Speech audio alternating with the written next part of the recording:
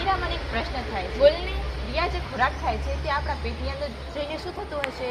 ચાલો હું તમને આ પ્રશ્નનો જવાબ આપું છું. આ પાચનતંત્ર ખોરાકને 4 વડે ચાવવું જોઈએ. હા, મારા દાદા દાદી કહેતા હતા કે ખોરાકના એક ટુકડાને 32 વખત ચાવવું જોઈએ.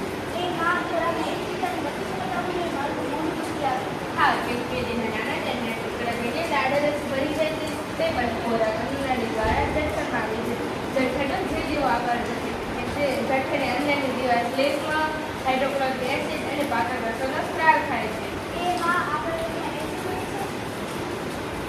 એસિડ અને ખોરાક સાથે પ્રગટા ગણાવે છે. બેક્ટેરિયાનો નાશ થાય છે તે પણ ખોરાક જઠરમાં તે નાના આંતરડામાં આવે છે. નાના આંતરડાની લંબાઈ 7.5 મીટર હોય છે.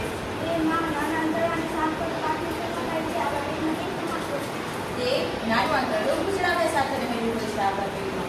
તેમાં ખોરાકનો સંપૂર્ણ પાચન થાય છે. અન્નનાળી નાના આંતરડામાંથી જે ખોરાક મોટા આંતરડામાં આવે છે. મોટા આંતરડાની લંબાઈ 1.5 મીટર હોય છે.